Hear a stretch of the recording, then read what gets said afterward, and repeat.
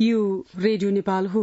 अब रत्नावली शर्माबाट समाचार सुन्नुहोस्। शुरूमा प्रमुख समाचार।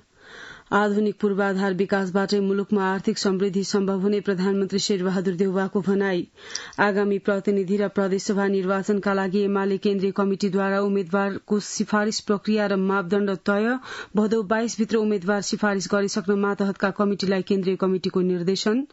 पर्यटन प्रवर्धनका लागि तीनै तहका सरकारबीच सहकार्य गरेर अघि बढ़ने केन्द्र सहित 7 प्रदेशका पर्यटन मन्त्री संलग्न सम्मेलनको निष्कर्ष। काठमाडौँ उपत्यका सहित देशका धेरै स्थानमा मेघगर्जन सहित वर्षा। नदी आसपासका क्षेत्रमा रहेका बासिन्दालाई सतर्कता अपनाउन गृह मन्त्रालयको आग्रह। र पाकिस्तानमा बाढ़ी पहिरोको वितण्डा कायमै। वर्षाजन्य घटनामा परि एकै दिन 45 जनाको मृत्यु। ए छोरा, के छ हाल खबर? पढाइ कस्तो चल्दैछ? सबै राम्रै चल्दैछ। अनि त्यहाँ के छ बुवा?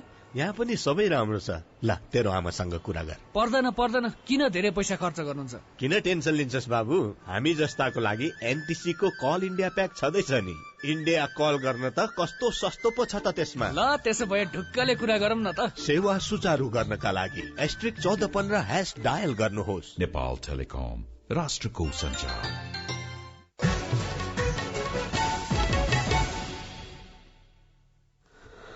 अब समाचार विस्तारमा। प्रधानमन्त्री शेरबहादुर देउवाले आधुनिक पूर्वाधारको विकासबाट मात्रै मुलुकमा आर्थिक समृद्धि सम्भव हुने बताउनु भएको छ। बुटवलमा हिजो अन्तर्राष्ट्रिय सम्मेलन केन्द्रको उद्घाटन गर्नुहुँदै प्रधानमन्त्री देउवाले अव्यवस्थित शहरीकरणले बढ़ाएको समस्यालाई ध्यानमा राखेर दीर्घकालीन योजना बनाउन सम्बन्धितलाई आग्रह गर्नुभयो। बुटवलमा बनेको अन्तर्राष्ट्रिय सम्मेलन केन्द्रले त्यस क्षेत्रको दीर्घकालीन विकासमा सहयोग पुर्याउने बताउनुहुँदै प्रधानमन्त्री देउवाले त्यसको सञ्चालनपछि आर्थिक वृद्धिबाट लाभ उठाउन सबैलाई आग्रह समेत गर्नुभयो।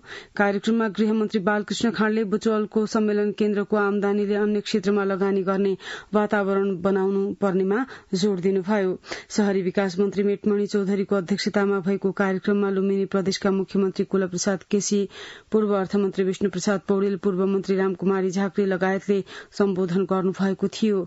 1 अर्ब 11 करोड़ रूपियाँको लागतमा रूपन्देहीको बुटवल उपमहानगरपालिका 8 रामनगरमा निर्मित केन्द्रमा बनेको सभा हल 1000 मानिस अट्न सक्ने क्षमताको छ।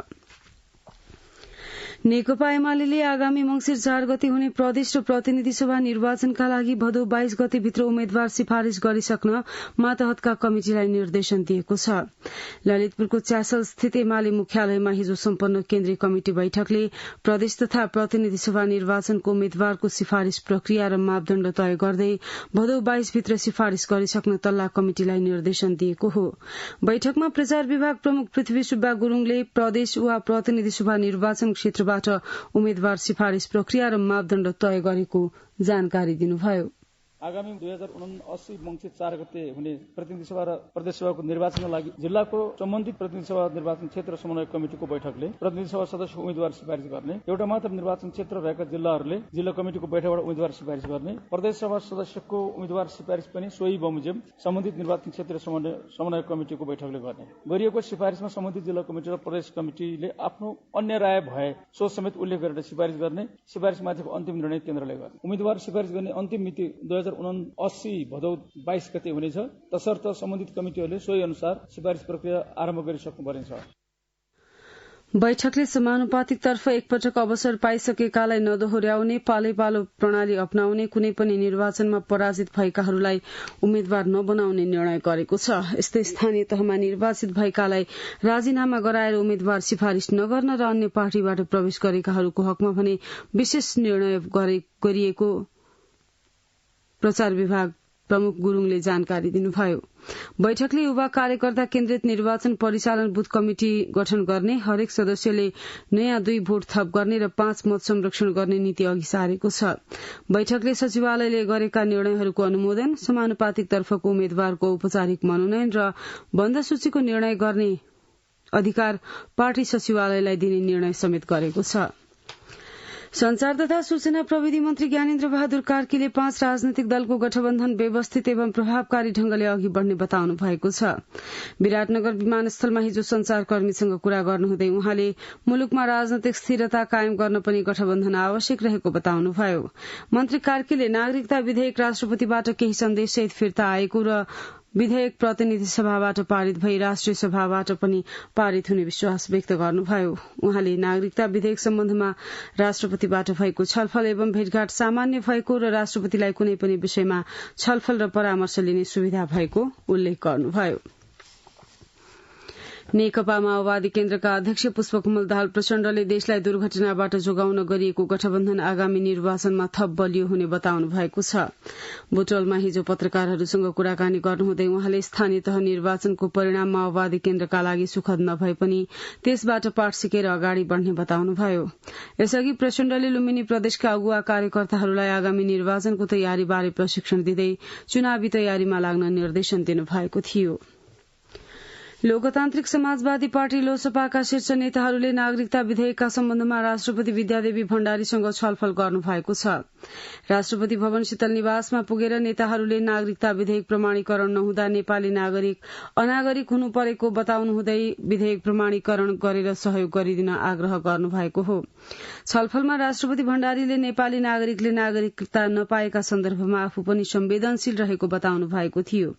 नागरिकता विधेयक को विषयप्रति राष्ट्रपतिलाई अत्यन्त सकारात्मक पाएको लोसपाका नेता केशव झाले जानकारी दिनुभयो। राष्ट्रपतिसँगको छलफलमा लोसपाका अध्यक्ष महन्त ठाकुर, वरिष्ठ नेता राजेन्द्र महतो, शरद सिंह भण्डारी लगायत सहभागी हुनुहुन्थ्यो।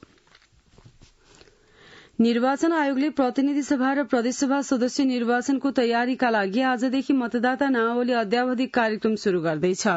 यस अन्तर्गत भदौ 12 गते सम्बन्धित वडा कार्यालय र निर्वाचन कार्यालयमा मतदाता नावली प्रकाशन हुनेछन्। नावलीमा रहेको त्रुटि सच्याउन, नावलीमा प्रकाशित कुनै व्यक्तिको विवरणको विरोधमा उजुरी दिन एवं कुनै मतदाताको एकभन्दा बढ़ी स्थानमा नाम समावेश भएमा एक स्थानमा नाम कायम राख्न भदौ 13 देखि 15 गतेसम्म निर्वाचन कार्यालयमा निवेदन दिन सकिने निर्वाचन आयोगले जनाएको छ। मृत्यु भएका एवं नागरिकता त्याग गरेका मतदाताको नाम सूचीबाट हटाउनका लागि भोलिदेखि 16 गतेसम्म निर्वाचन कार्यालयमा निवेदन दिन सकिनेछ। यसअघिको निर्वाचनमा मृत्यु भएका तथा विदेशमा भएका व्यक्तिको नाम मतदाता सूचीमा रहेको भन्दै आयोगको आलोचना भएको थियो। आयोगले यसअघि नै आसन्न प्रतिनिधि सभा र प्रदेशसभा सदस्य निर्वाचनका लागि निर्वाचनको अघिल्लो दिन 18 वर्ष पूरा भएका मतदाताले मतदान गर्न पाउने निर्णय गरिसकेको छ। आगामी मंसिर 3 गतेभित्र 18 वर्ष उमेर पुगेका मतदातालाई मतदान गर्न पाउने व्यवस्था गरिएको आयोगले जनाएको छ। त्यसका लागि मतदाता सूचीमा नाम दर्ता भएको हुनुपर्नेछ। निर्वाचन आयोगले आगामी मंसिर 4 गते एकै चरणमा हुने प्रतिनिधि सभा र प्रदेशसभा सदस्य निर्वाचनका लागि विद्युतीय प्रचार सामग्री र मतदाताको घर दैलोमा जाने कार्यक्रमको तयारी गरेको छ। गत वैशाख 30 गतेको स्थानीय तह निर्वाचनमा घर दैलो कार्यक्रम नगरेका कारण मतदाता शिक्षा अपुग भएको गुनासो आएपछि आयोगले अबको निर्वाचनका लागि घर दैलो कार्यक्रम गर्ने तय गरेको हो। राष्ट्रिय सभाको बैठक आज बस्ने भएको छ। संघीय संसद सचिवालयमा आजका लागि तय भएको बैठकको सम्भावित कार्यसूची पनि सार्वजनिक गरिएको छ। बैठकमा राष्ट्रिय सभाका सचिव राजेन्द्र फुयालले राष्ट्रपतिबाट पुनर्विचारका लागि फिर्ता पठाएको नागरिकता विधेयकका सम्बन्धमा राष्ट्रपति कार्यालयबाट प्राप्त पत्रको बेहोरा जानकारी गराउनुहुनेछ। सचिव फुयालले नै प्रतिनिधि सभामा उत्पत्ति भई सभाबाट पारित भएका बीमा विधेयक 2075, पशु स्वास्थ्य तथा पशु सेवा विधेयक 2076, सार्वजनिक ऋण व्यवस्था विधेयक 2076 सम्बन्धी प्रतिनिधि सभाबाट प्राप्त सन्देश र राष्ट्रिय सभाले पारित गरी प्रतिनिधि सभामा पठाइएको शहरी क्षेत्र सार्वजनिक यातायात व्यवस्थापन प्राधिकरण 2076 लाई प्रतिनिधि सभाले संशोधन सहित फिर्ता पठाएको सन्देश सभा समक्ष टेबल गर्नुहुने कार्यसूची छ। राष्ट्रिय सभाले पारित गरी सन्देश सहित प्रतिनिधि सभामा पठाइएका शपथ सम्बन्धी विधेयक 2078, तथ्याङ्क विधेयक 2076, स्ट्याण्डर्ड नाप र तौल 5औं संशोधन विधेयक 2076 र प्रत्यायन विधेयक 2076 का बारेमा प्रतिनिधि सभाबाट प्राप्त सन्देशको जानकारी गराउने कार्यसूची छ। बैठकमा नेपाल नागरिकता पहिलो संशोधन विधेयक 2079 का सम्बन्धमा प्रतिनिधि सभाबाट प्राप्त सन्देशको जानकारी सभा समक्ष गराइनेछ। शिक्षा विज्ञान तथा प्रविधि मन्त्री देवेन्द्र पौडेलले योगमाया आयुर्वेद विश्वविद्यालय विधेयक 2079 माथि प्रतिनिधि सभाबाट भएको संशोधनमाथि विचार गरियोस् भन्ने प्रस्ताव प्रस्तुत गर्नुहुने सम्भावित कार्यसूची रहेको जनाइएको छ। मुलुकको पर्यटन प्रवर्धनका लागि तीनै तहका सरकार आपसी सहकार्य गरेर अगाडि बढ़ने भएका छन्।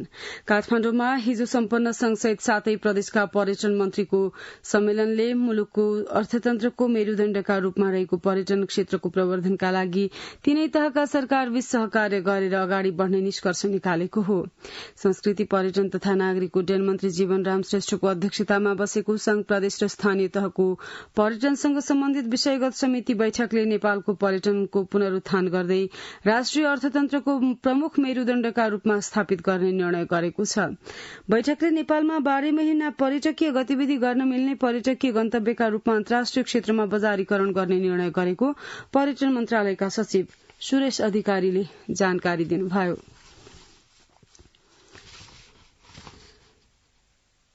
समाचार रेडियो नेपालबाट सुन्दै हुनुहुन्छ। अब एकैछिन सूचना र सन्देश।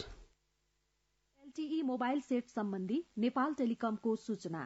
नेपाल टेलिकमले देशभर भीओएलटीई सहितको अत्याधुनिक 4G एलटीई नेटवर्क विस्तार गरिरहेको हुनाले 4Gबाट गुणस्तरीय इन्टरनेट तथा कल सुविधा प्राप्त गर्नका लागि नयाँ मोबाइल सेट खरिद गर्दा सेटले एलटीई ब्यान्ड 20 800 मेगाहर्ट्ज र भीओएलटीई सपोर्ट गर्ने यकिन गर्नुहुन अनुरोध गरिन्छ।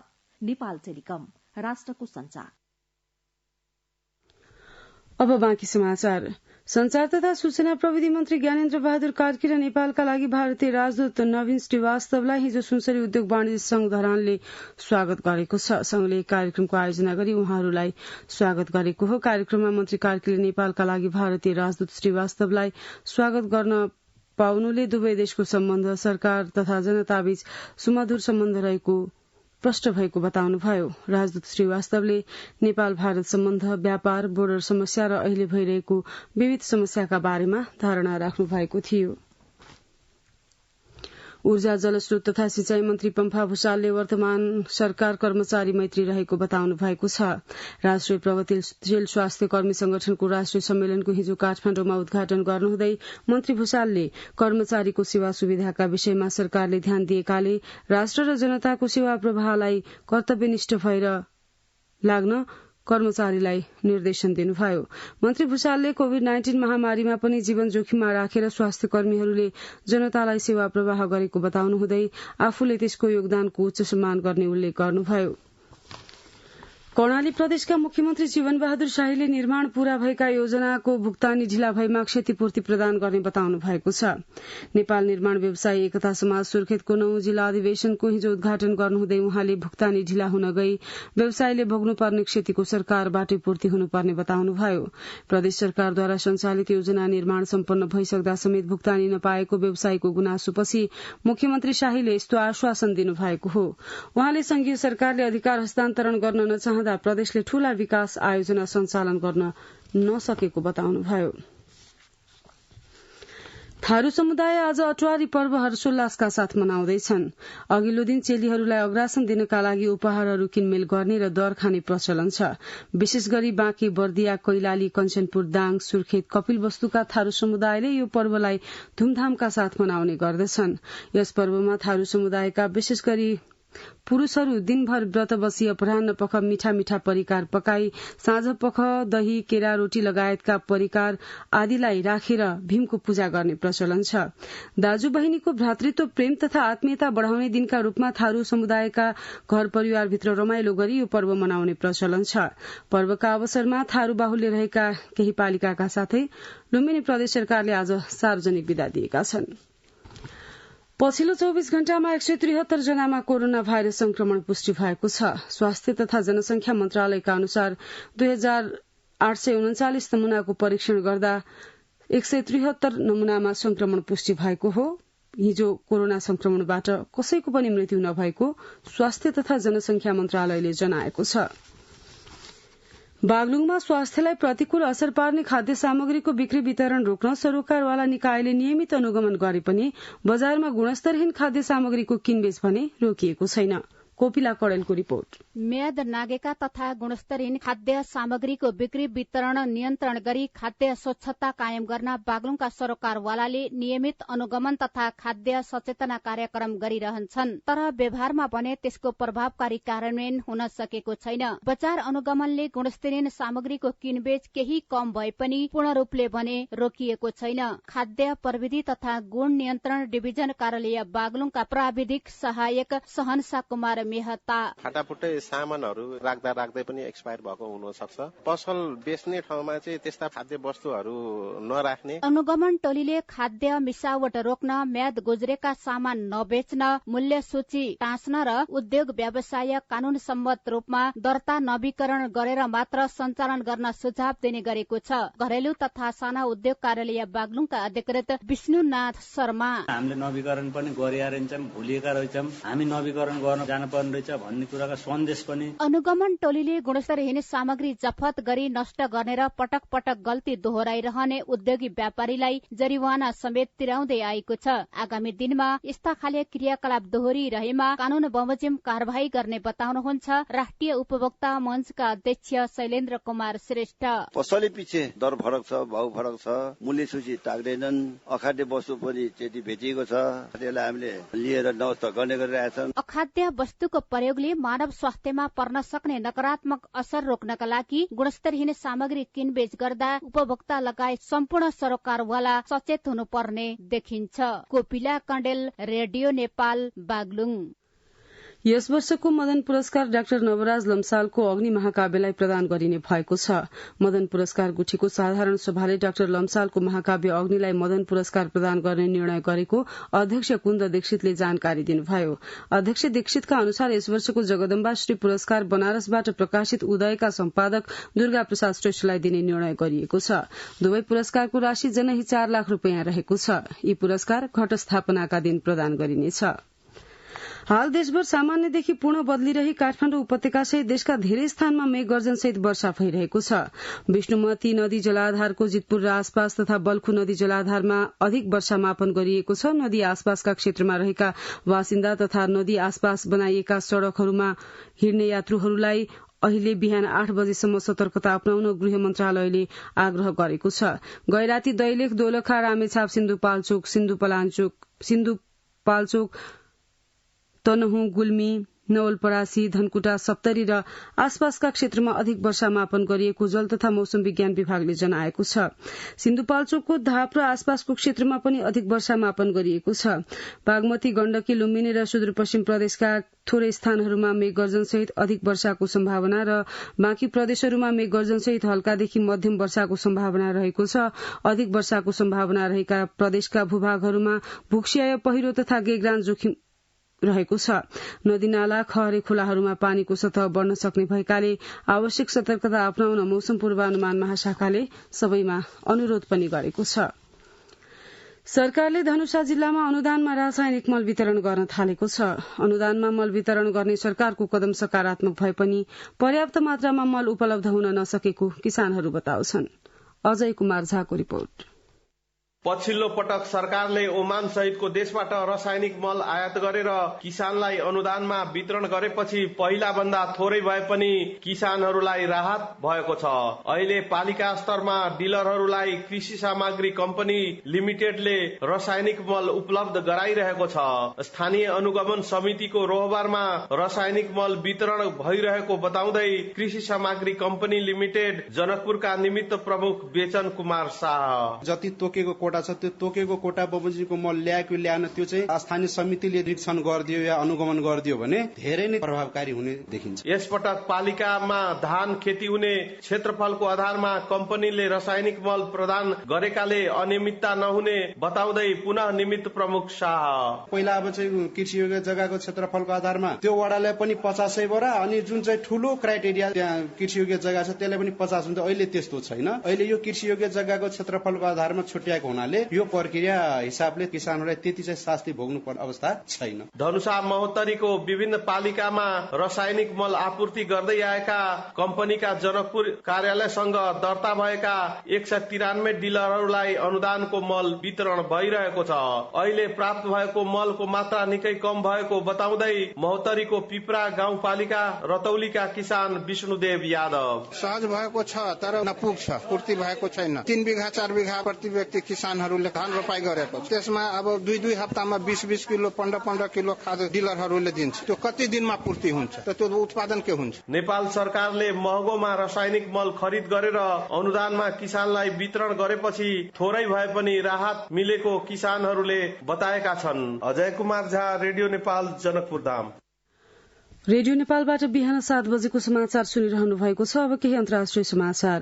पाकिस्तानमा वर्षाजन्य वितण्डा कायमै रहेको छ। हिजो एकै दिन बाढ़ी पहिरोका कारण 45 जनाको मृत्यु भएको पाकिस्तानी गृह मन्त्रालयले जनाएको छ। अत्यधिक वर्षाका कारण बाढ़ी पहिरोजन्य घटना कायमै रहेको र त्यसले पारेको मानवीय र भौतिक क्षति बढ़दो क्रममा रहेको अधिकारीहरूले जनाएका छन्। केही समय यता वर्षाजन्य घटनाका कारण मृत्यु हुनेको संख्या 1000 नागेपछि पाकिस्तान सरकारले राष्ट्रिय संकट घोषणा गरेको छ। बाढ़ी पहिरोका कारण 7 लाख बढ़ी घरहरू क्षतिग्रस्त भएका छन् भने 3 करोड़ बढ़ी मानिस विस्थापित भएको पाकिस्तानी गृह मन्त्रालयको तथ्याङ्क छ। सार्वजनिक अपील जारी गर्दै पाकिस्तान सरकारले नदी तटीय क्षेत्र र सम्भावित पहिरो क्षेत्रका मानिसलाई सुरक्षित स्थानमा जान आग्रह गरेको छ। यसैबीच पाकिस्तान सरकारले बाढ़ी पहिरो जन्य घटनाले पारेको क्षतिको परिपूरण एवं राहत वितरणका लागि आन्तरिक स्रोत अपर्याप्त भएकाले बाह्य सहयोगका लागि आह्वान गरेको छ। अन्तर्राष्ट्रिय समुदाय, निकाय तथा दात्री एवं शुभेच्छुक मुलुकलाई पाकिस्तानले सहयोग जुटाइदिन अपील पनि गरेको छ।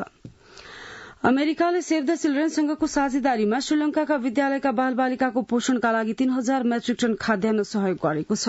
भोकमरी कम गरेर साक्षरता र विद्यालय उपस्थिति सुधार गर्ने उद्देश्यले यो सहयोग गरिएको अन्तर्राष्ट्रिय संचार माध्यमहरूले जनाएका छन्। अब आर्थिक समाचार। नेपाल उद्योग वाणिज्य महासंघका वरिष्ठ उपाध्यक्ष चन्द्र प्रसाद ढकालले विदेशमा रहेका नेपालीहरूलाई आफूले आर्जन गरेको ज्ञान, सिप र पुँजीलाई नेपालको विकास र समृद्धिमा प्रयोग गर्न आग्रह गर्नु भएको छ।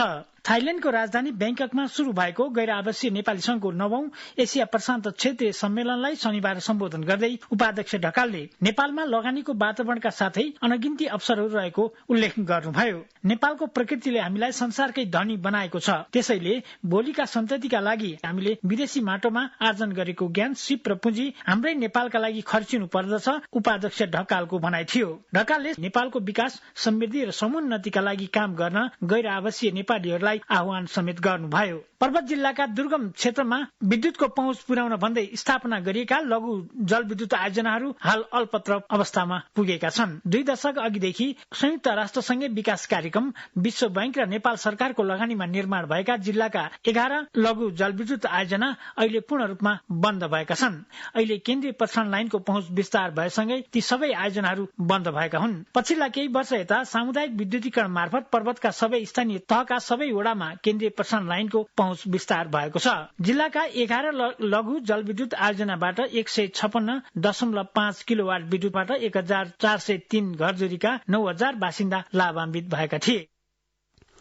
आर्थिक समाचारका साथमा भुवन आचार्य। अब खेल समाचार। अखिल नेपाल फुटबल संघ एन्फाले दशरथ रंगशालामा भदौ 21 देखि असोज 3 गतेसम्म आयोजना हुने साफ महिला च्याम्पियनशीप फुटबलका लागि नेपाली टोलीको घोषणा गरेको छ।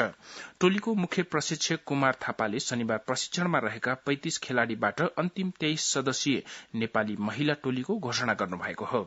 दक्षिण एशियाका 7 देशको सहभागिता रहने च्याम्पियनशीपमा सहभागी टोलीलाई 2 समूहमा विभाजन गरिएको छ। नेपाल समूह बी मा परेको छ।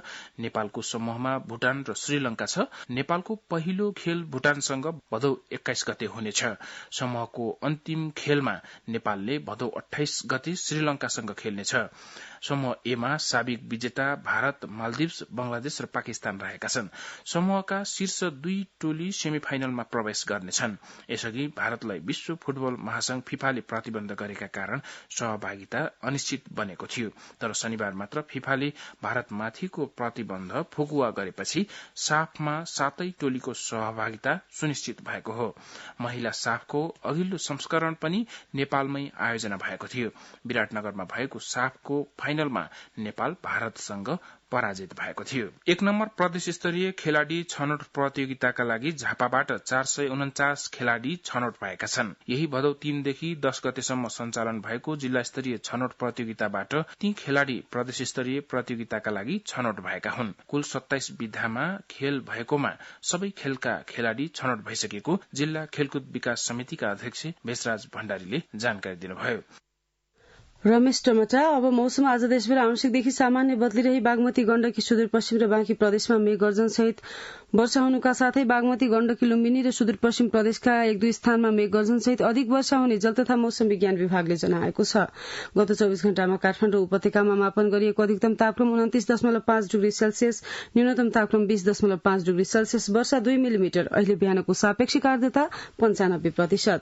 आज दिउँसो काठमाडौँ उपत्यकाको अधिकतम तापक्रम 25 देखि 27 डिग्री सेल्सियसका बीच रहने अनुमान छ। काठमाडौँ उपत्यकामा सूर्योदय अघि बिहान 5 बजेर 41 मिनटमा भयो भने सूर्यास्त भरे साँझ 6 बजेर 30 मिनटमा हुनेछ। अन्त्यमा यस प्रसारणका प्रमुख समाचार फेरि एकपटक। आधुनिक पूर्वाधार विकासबाटै मुलुकमा आर्थिक समृद्धि सम्भव हुने प्रधानमन्त्री शेरबहादुर देउवाको भनाई। आगामी प्रतिनिधि र प्रदेशसभा निर्वाचनका लागि एमाले केन्द्रीय कमिटिद्वारा उम्मेद्वारको सिफारिश प्रक्रिया र मापदण्ड तय। भदौ 22 भित्र उम्मेद्वार सिफारिश गरिसक्न मातहतका कमिटिलाई केन्द्रीय कमिटिको निर्देशन। पर्यटन प्रवर्धनका लागि 3 तहका सरकारबीच सहकार्य गरेर अघि बढ़ने केन्द्र सहित 7 प्रदेशका पर्यटन मन्त्री संलग्न सम्मेलनको निष्कर्ष। काठमाडौँ उपत्यका सहित देशका धेरै स्थानमा मेघगर्जन सहित वर्षा। नदी आसपासका क्षेत्रमा रहेका बासिन्दालाई सतर्कता अपनाउन गृह मन्त्रालयको आग्रह। र पाकिस्तानमा बाढ़ी पहिरोको वितण्डा कायमै। वर्षाजन्य घटनामा परि एकै दिन 45 जनाको मृत्यु। सुन्दै हुनुहुन्थ्यो रेडियो नेपालबाट बिहान 7 बजेको समाचार सकियो। 8 बजे अंग्रेजीमा समाचार सुन्न सक्नुहुनेछ। हवस् त, नमस्ते।